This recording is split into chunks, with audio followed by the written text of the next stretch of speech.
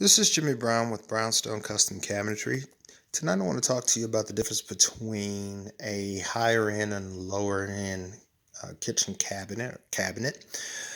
Um, what I'm showing you right now is a Home Depot cabinet or cabinet that you'll find at the big box stores.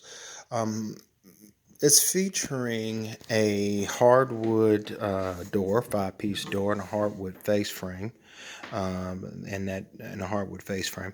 But it also has a paper product, like a fiberboard side, back, shelves, and top.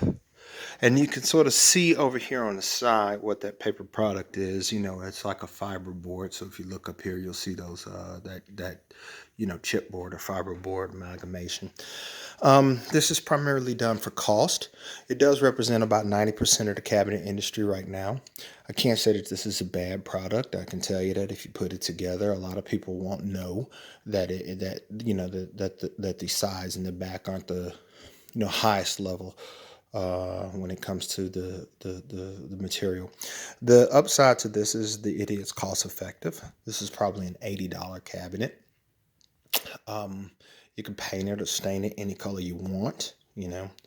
Uh, the downside to it is if it ever gets wet, it's going to act like a sponge. And you'll be replacing the sides and the back of that cabinet or the cabinet in total. Now, I'm going to go over here and show you some custom work that I'm going to be doing. Typically, with this type of cabinet, I'm doing it because, the customer already has half a kitchen. They want me to replace something that was damaged. You saw how that cabinet door closed, and that's one of the things that you'll see with a not so high-end cabinet. I can't say it's the lowest end. They're still making, thermofoil doors, which is MDF covered in plastic. But in this particular situation, you saw that door close and you saw how it just slammed closed. That's because we're dealing with standard European hinges, and those standard European hinges will just close. Same thing with the drawer slides, and when you're dealing with the drawers on these type of cabinets, they are going to be this fiberboard, and it's going to be covered with a laminate, so you're going to basically see it'll look fine, but it will be subject to breaking if it's pulled apart.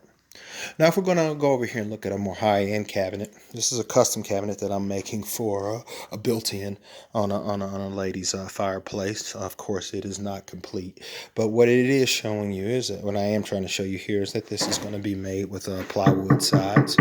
It's going to be a wood cabinet, so if it ever gets wet, you just let it dry out, no problems. The drawers are going to be solid wood more times than not. They're going to be dovetail drawers. That way, if you pull on them and yank on them, they won't come apart because they're a mechanical lock for them to go together. Sort of like antique drawers. They're going to have soft close slides on the drawers and doors. That way, when you just close them, they catch and they close on their own, with a little bit of time. And same thing with the doors. The doors will have a soft close feature as well. So when you close it, it catches itself and it closes. When it's custom, you can do anything you want with them. Put lights in them, make them any color you want. But you can get these at Home Depot as well. A lot of great companies out there making very high-end products. Plywood cabinets only account for about 10% of the market. So when you're dealing with the paper products like over here, we're 90%. Plywood is about 10% of the market, even though big time guys like American Woodmark or Masco are the fellas in Alabama. Can't think of the name right now. A huge $500 million company are making plywood cabinets all day, semi-custom cabinets all day long. But that's what you're paying for. Something that won't destroy when it gets wet, and that has those higher features like soft closed drawers, plywood shelves so that they won't droop when you put weight on them. Those type of features. This has been Jimmy Brown with Brownstone Custom Cabinetry. I hope you have a great day.